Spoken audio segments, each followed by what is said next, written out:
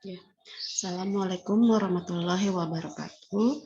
Bertemu lagi dengan Ibu. Kali ini Ibu akan membahas materi pengkajian sistem integumen dan imun. Tolong perhatikan dengan baik ya. Nah, untuk pengkajian pada integumen, kita awali dengan pengkajian data demografi. Nah, kalau kita bicara tentang pengkajian data demografi, berarti kita pengkajian ada ke aspek usia. Kenapa data demografi kita mengkaji usia? Karena itu akan terjadi proses aging proses ya, adanya proses penuaan. Itu akan mempengaruhi hasil pengkajian kita pada sistem integumen. Kemudian suku bangsa juga, ada suku bangsa tertentu akan mempengaruhi jenis warna kulit ya. Pekerjaan, karena pekerjaan juga sama ya, adanya paparan sinar matahari yang berlebihan, kemudian terpapar oleh zat kimia, iritasi, zat substansi yang bersifat abrasif yang bisa mengakibatkan lesi pada kulit, dan lingkungan yang menjadi faktor masalah pada kulit. Nah, ini untuk riwayat kesehatan yang perlu kita kaji. Yang pertama itu adalah riwayat medis dan pembedahan. Jadi, sebaiknya riwayat medis sebelumnya itu harus kita tanyakan ya. Seperti riwayat pembedahan juga. Kemudian riwayat keluarga, apakah keluarga mempunyai riwayat penyakit kronis? Adakah anggota keluarga yang bermasalah dengan sistem integumen?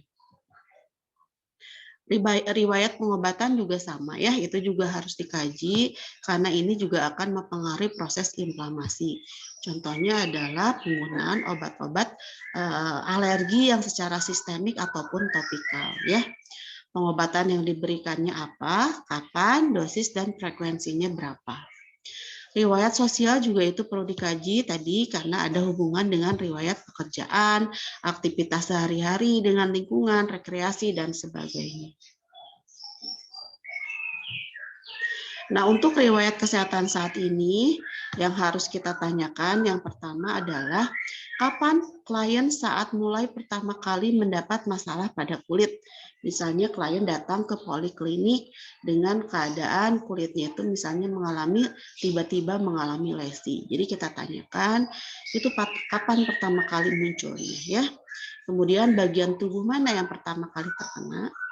Apa faktor penyebabnya? Jadi kita minta ingat-ingat si pasiennya apa faktor penyebabnya. Misalnya ada beberapa kasus faktor penyebabnya misalnya timbulnya lesi itu setelah dia makan misalnya makanan yang berprotein tinggi, makan telur, makan seafood ya.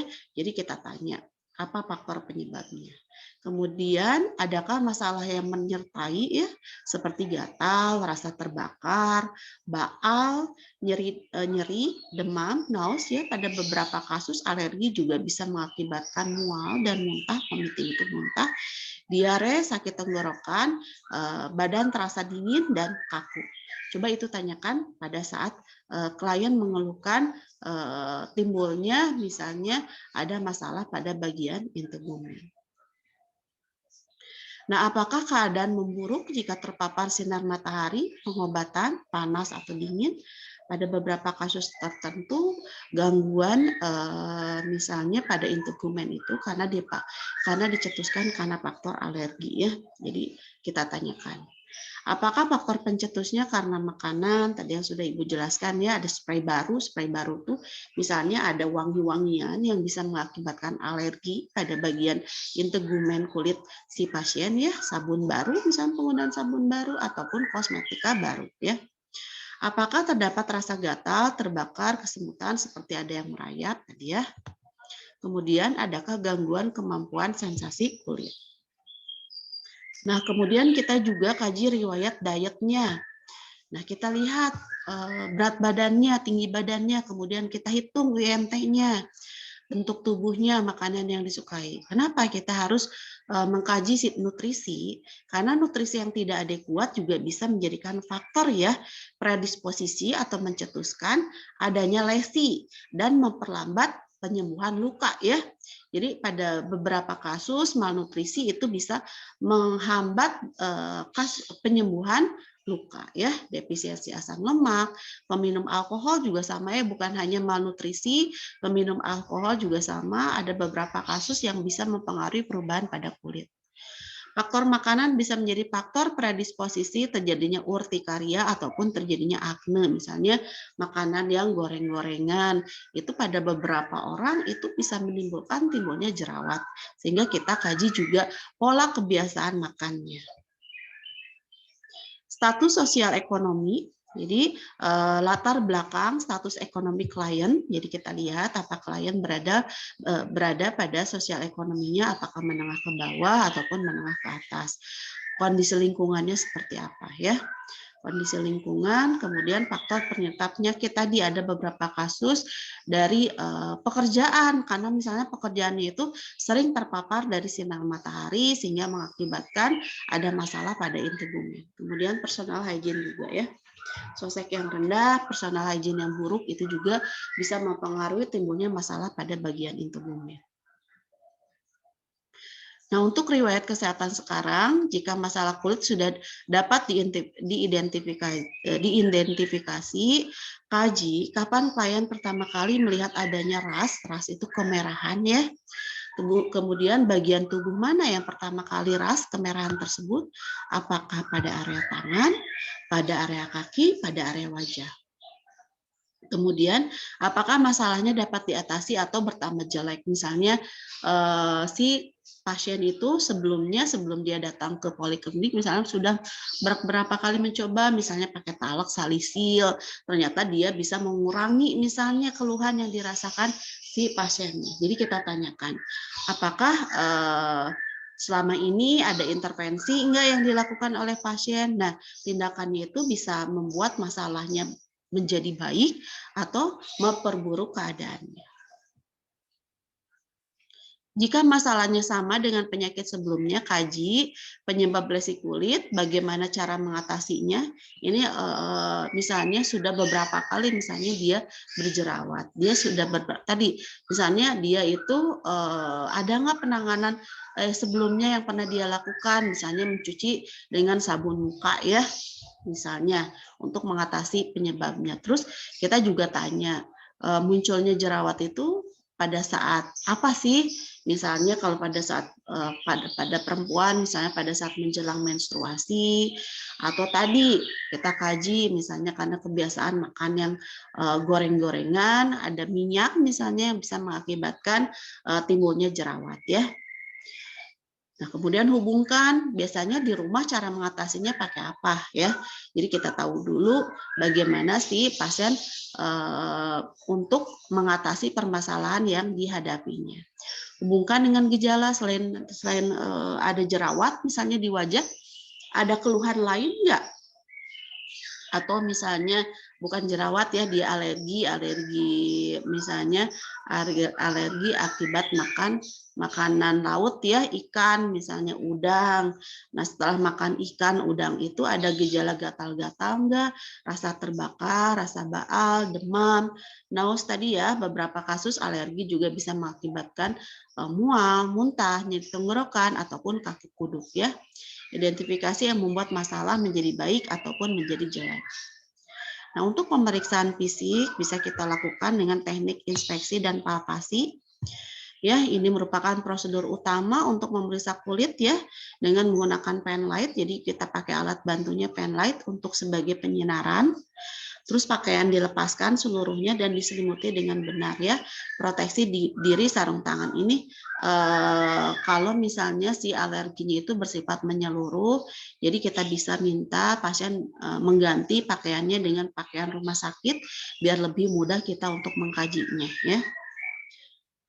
Proteksi, jangan lupa proteksi ya, takutnya penyakit kulit yang terjadi pada pasien itu bersifat infeksi. Jadi sebaiknya pada saat kita melakukan pemeriksaan fisik, kita menggunakan sarung tangan. kita kaji perubahan warna pada kulit, apakah terjadi hipopigmentasi ataupun hiperpigmentasi. Hipopigmentasi itu adalah berkurangnya warna kulit ya, karena penghancuran melanosit. Sedangkan kebalikannya, hiperpigmentasi itu adalah peningkatan warna kulit, bisa setelah terjadi suatu penyakit atau cedera pada bagian kulit. Mengkaji lesi kulit. Lesi kulit itu adalah karakteristik yang paling menonjol pada kelainan dermatologi ya. Jadi pada kasus-kasus integumen biasanya paling banyak keluhannya itu adanya lesi ya. Nah, lesinya itu bisa memiliki ukuran dan bentuk yang beragam. Nah, lesi primer, jadi lesi itu bisa bersifat primer, bisa bersifat sekunder. Sedangkan kalau lesi primer merupakan inisial dan karakteristik itu penyakit itu sendiri ya. Jadi penyebabnya ya di situ dia itu bukan diakibatkan oleh hal yang lain ya. Si lesi tersebut munculnya karena keadaan atau gangguannya terletak di area tersebut. Sedangkan lesi sekunder itu asalnya dia tidak ada lesi, tapi karena misalnya gatal, awalnya diawali dengan gatal, sehingga ada garukan pada bagian kulit, timbullah oleh lesi ya. Nah, untuk lesi sekunder ada yang dinamakan makula, ada yang dinamakan papula, ada yang ada juga nodul. Oh iya, untuk lesi sekunder bukan hanya garukan saja, bisa juga akibat trauma ya, ataupun perubahan akibat kesembuhan luka ya. Asalnya misalnya timbulnya lesi, kemudian diobati, nah timbul lesi sekunder, jadi muncul gejala lainnya, bisa muncul adanya makula, papula ataupun nodul. Kita namakan makula ya jika ada suatu bentuk tonjolan ya, dia itu diameternya kurang dari 1 cm. Sebenarnya tonjolan itu lebih ke arah bercak ya. Jadi ada tonjolan, ada bercak. Kalau tonjolan itu kurang dari 1 cm, sedangkan kalau bercaknya itu bisa diameternya lebih dari 1 cm. Bentuknya bersifat irregular, jadi tidak bulat ya. Jadi bersifat irregular, kita namakan itu makula. Sedangkan papula diameternya lebih kecil, kurang dari 0,5 cm. Jadi ada suatu massa padat yang menonjol ya, teraba dan padat, tepinya bersifat circumscripta. Sedangkan kalau nodul lebih besar lagi daripada papula. Kalau tonjolannya kecil kita namakan papula, tapi kalau tonjolannya besar, lebih dari 0,5 sampai 2 cm kita namakan itu adalah nodul. Teraba padat ya, teraba massa yang padat. Nah, ini papula, ini makula itu lebih ke arah ada bercak, kemudian ada tonjolan kecil ya. Sedangkan kalau papula tonjolan kecil kurang dari 0,5 cm ya. Jadi ini adalah massa yang padat si papula tersebut. Kalau nodul itu papula dengan ukuran yang lebih besar ya. Nah, ini makula bercak-bercak, dia itu bersifat irregular bentuknya. Tumor itu diameternya bisa lebih dari 1 sampai 2 cm, tidak selalu memiliki tepi yang tajam. Kalau vesikel biasanya itu adalah tonjolan. Tonjolan itu bisa berisi air ataupun berisi pus ya. Kalau berisi pus biasanya kita namakan vesikel. Tapi kalau isinya adalah air, kita namakan itu adalah bula. Bula itu biasanya terjadi pada kasus-kasus luka bakar. Bentol, massa yang menonjol dengan batas yang tidak jelas, tidak teratur oleh perpindahan cairan serosa ke dalam dermis. Jadi kalau kita lihat bentol itu akibat adanya perpindahan cairan serosa ke dalam dermis. Pustula, vesikel yang berisi cairan nanah atau pus. Jadi kalau vesikelnya ukurannya kecil, kita namakan vesikel kalau isinya adalah air. Tapi kalau ukurannya besar, kita namakan itu adalah bula ya. Nah, kalau vesikelnya berisi dengan nanah atau pus, kita namakan itu adalah pustula. Kemudian kista juga ada suatu massa semi padat atau berisi cairan yang berkapsul. Ini bisa muncul di saluran reproduksi ya kista. Erosi, hilangnya lapisan epidermis yang superficial. Kalau ulkus, kehilangan kulit meluas melampaui lapisan epidermis ya. Kalau erosi itu jadi lapis yang hilangnya itu, yang rusaknya itu bagian epidermis yang bersifat superficial. Tapi kalau sudah lebih dalam kita namakan itu adalah ulkus ya. Kalau pisura, retakan-retakan ya linear pada bagian kulit Kalau bahasa Sunda nama seperti orang rorombeheun ya, kita namakan itu adalah kulit bisul. Skuama sisik akibat deskuamasi epitel yang mati. Jadi penumpukan jaringan epitel yang mati itu akan membentuk skuama ataupun sisik. Krusta itu adalah residu serum darah atau pus yang mengering pada permukaan kulit. Jadi kalau ada luka, ada yang berwarna kuning, itu kita namakan krusta ya. Itu merupakan residu dari serum darah. Kemudian parut, jaringan parut atau sikatrik, itu adalah bekas luka yang tertinggal sesudah luka atau lesi mengalami penyembuhan. Kemudian keloid itu adalah jaringan sikatrik yang mengalami hipertrofi ya. Kemudian linkenifikasi, kulit yang menebal dan menjadi kasar. Ini adalah vesikel, tonjolan kecil berisi dengan air, krusta ya. Ini adalah ulkus. Ulkus itu kalau hanya mengenai bagian epidermis kita namakan erosi, tapi kalau sudah dalam kita namakan itu adalah ulkus ya. Ini kusta ini. Ini adalah kista. Kista itu ada tonjolan bersifat semi padat ya. Dia itu berisi cairan yang terselubung oleh kapsul. Adanya di sini banyak di saluran reproduksi wanita. Ini adalah linkenifikasi, ada penebalan kulit sehingga lipatannya tampak lebih jelas ya. Ini adalah keloid, ini adalah erosi. Nah, sekarang adalah mengkaji vaskularisasi dan hidrasi. Perubahan vaskuler pada kulit harus dilakukan ya pengamatannya. Pertama, kita melihat bagaimana lokasinya, bagaimana distribusinya, warna dan ukuran, adanya pulsasi juga. Pulsasi itu adalah denyutan nadi ya. Kemudian perubahan vaskuler yang lazim ditemukan adalah petehi. Petehi itu adalah kemerahan, ekimosis, kemudian telengektasis. Jadi berbentuk seperti sarang laba-laba ya. Kalau telengektasis bisa ada kebiru-biruan ya, merah. Itu adanya terlihat kapiler pembuluh darah di permukaan kulit ya, kita namakan telengektiasis. Kemudian kita pengkajian kuku dan rambut, kalau kita bicara pemeriksaan integumen bukan hanya kulit, tapi mencakup juga ke arah kuku dan rambut. Kuku. Kita lihat apakah terjadi paronychia, inflamasi pada sekitar kulit ya, sekitar kulit yang ada di bagian kuku, disertai nyeri tekan dan eritema. Kita namakan itu adalah paronychia. Kemudian clubbing finger kita lihat ya, kita ini kan luruskan, normalnya itu adalah 180 derajat. Pada orang hipoksia itu menonjol sekali, cembung ya. Kemudian pelunakan pada pangkal kuku seperti spons apabila dipalpasi. Kita raba pada pasien apakah keras ataukah teraba seperti spons ya pada saat dipalpasi.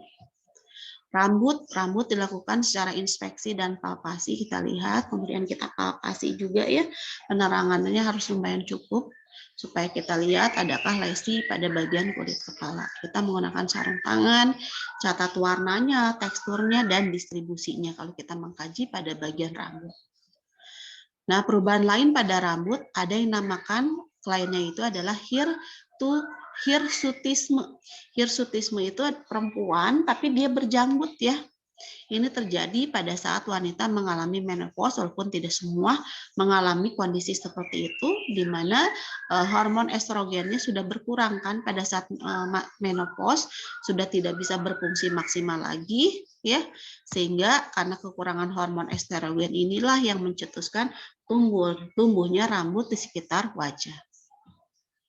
Ini adalah pengkajian terhadap masalah psikososialnya. Kita tahu kalau pada integumen, walaupun masalahnya mungkin sepele, ya enteng, tapi itu bisa berdampak secara psikologis, sehingga kita harus lakukan pengkajian. Ya, jadi kelainan dermatologis dapat membuat pasien merasa sakit yang berkepanjangan, sehingga timbulnya ada depresi, frustasi, kesadaran diri, dan penolakan.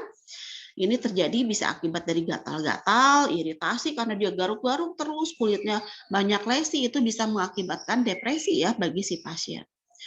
Nah, akibat gatal tersebut bisa mengganggu pola tidur, itu bisa berdampak ke arah psikologis, apalagi kalau gangguannya sudah mengarah ke arah gangguan pola tidur ya. Nah, ansietas, depresi pada akhirnya akan menimbulkan masalah citra diri dan hubungan interpersonal. Jadi orang kadang karena dia merasa malu, misalnya kulitnya timbul tadi ada ulkus ya, sehingga dia akhirnya menarik diri. Ini adalah beberapa prosedur diagnostik pada kasus-kasus integumen. Jadi untuk prosedur operatifnya ada tindakan biopsi, ada tindakan kuret. Jadi untuk menentukan apakah integumennya misalnya mengalami keganasan atau tidak. Jadi ada beberapa prosedur bisa dilakukan biopsi atau kuret terlebih dahulu ya. Kuret itu biasanya di saluran reproduksi ya. Kemudian ada teknik diagnostik terapi seperti usapan sitologi, kerokan atau biakan jamur, pemeriksaan sinar Wood, ataupun patch testing. Biasanya kalau patch testing itu untuk kondisi alergi. Ini untuk pengkajian pada sistem integumen. Nah, sekarang kita lanjut ke arah pengkajian imun. Nah, kalau kita bicara imun atau imunitas, ya, kita akan mengkaji apa sih fungsi dari imunitas tersebut. Imunitas itu adalah fungsinya untuk melindungi tubuh ya dari invasi penyebab penyakit dengan cara menghancurkan, menghilangkan mikroorganisme ataupun substansi asing, contohnya adalah bakteri, parasit, jamur, virus serta tumor yang masuk ke dalam tubuh, ya. Imun juga bisa menghilangkan jaringan ataupun sel mati atau sel rusak untuk perbaikan jaringan tubuh. Imun bisa mengenali dan menghilangkan sel yang bersifat abnormal. Nah, sasaran utama imun itu apa? Sasaran utamanya itu adalah bakteri patogen, kemudian virus juga ya, itu yang jadi sasaran dari imunitas tubuh. Leukosit merupakan sel imun utama. Jadi kalau kita bicara bagian tubuh mana sih yang berfungsi sebagai imunitas, itu adalah sel leukosit, sel darah putih ya, yang merupakan sel imun utama di dalam tubuh. Di samping ada sel plasma, makrofag ataupun sel mas. Ini adalah beberapa patogen yang bisa merangsang imun. Ada bakteri, ada virus, ada jamur, ada protozoa ataupun ada parasit. Nah, patogen yang bersifat infectious agent ya, bila mengintervensi tubuh, mula-mula akan berhadapan dengan elemen sistem imun natur dulu, innate dulu. Nah, bila sistem imun naturalnya dapat dirusak, maka si patogen akan berhadapan dengan sel imun adaptif, di mana dia akan bereaksi secara patogen untuk mengeliminasi dan menghancurkan patogen. Nah, biasanya sel imun adaptif itu akan menghasilkan imun memori, memberikan reaksi sejenis yang lebih baik pada infeksi ataupun intervensi patogen yang sama pada tahapan berikutnya. Jadi, imun itu punya memorinya. Nah, dia itu pada saat pertemuan pertama mungkin dia tidak akan seagresif menyerang si patogen tersebut. Ya, nanti pada saat muncul lagi, dia ketemu lagi dengan patogen tersebut, dia akan lebih waspada. Jadi ada proses sistem memorinya dalam imunitas tersebut. Ini adalah respon imun. Nah, tahapan imun pada saat dia menghadapi patogen, yang pertama itu adalah mendeteksi dulu, mengenali benda asing. Yang kedua adalah komunikasi dengan sel lain, karena tadi sel untuk imunitas itu bukan hanya sel darah putih, bukan hanya leukosit, ada makrofag, ada sel mas, ya. Nah, setelah komunikasi, kemudian rekrutmen bantuan dan koordinasi respon, terakhir adalah destruksi atau supresi penginvasi. Jadi destruksi itu diserang si patogen, bakteri patogen, ya. Nah, si imun akan menghasilkan antibodi dan sitokin. Ini adalah respon imun.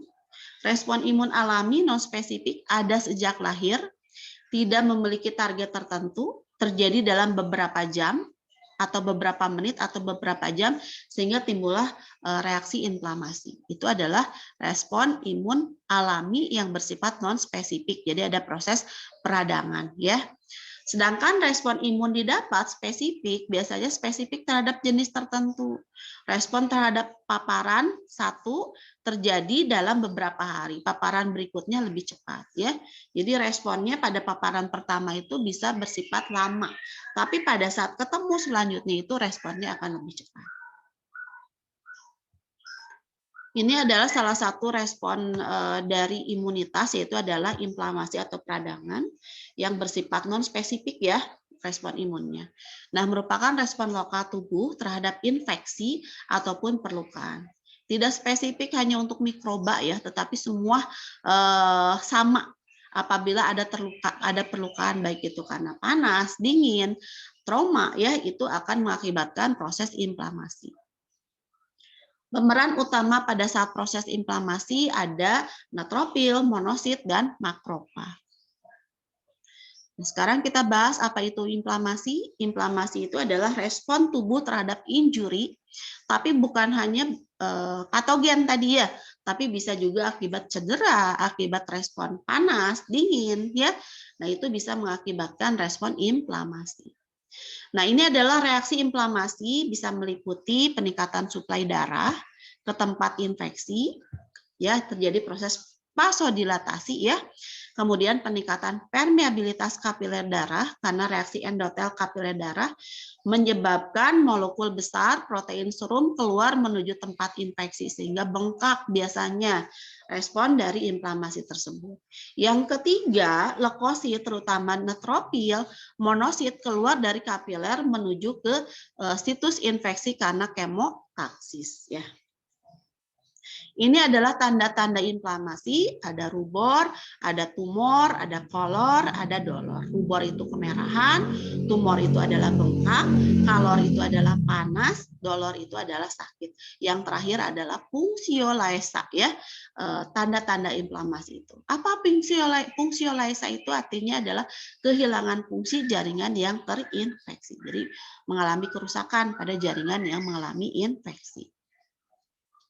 Ini adalah tahapan inflamasi, walaupun tadi sudah dibahas.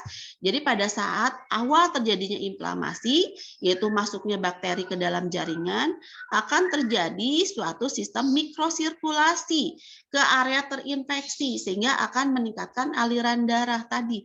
Terjadi vasodilatasi pembuluh darah, sehingga dampaknya yang dirasakannya itu adalah timbul kemerahan.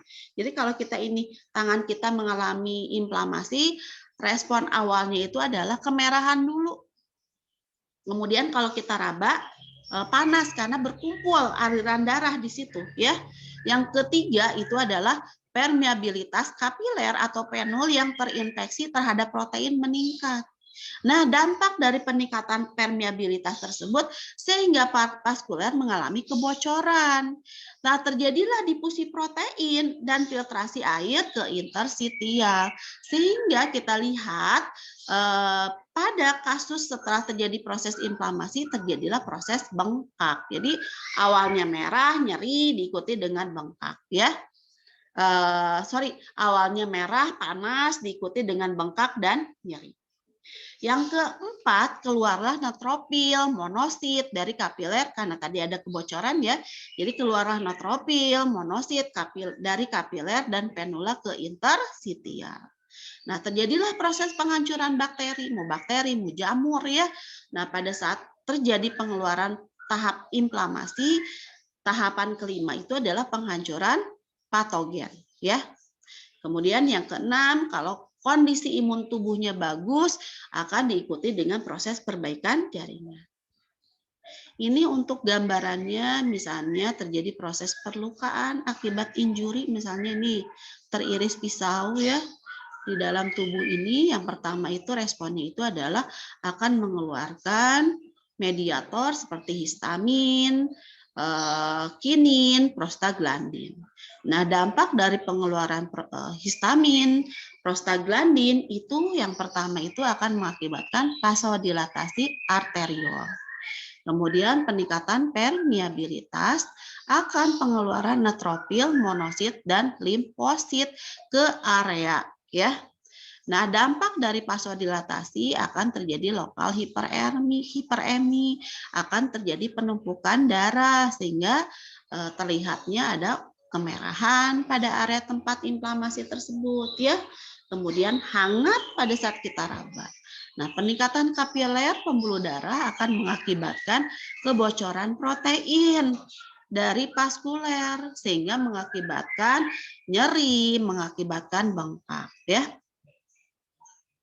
Nah, akibat dari kebocoran vaskuler tersebut, ini akan mengakibatkan aliran darah menjadi eh, ter ter apa? Jadi lambat ya.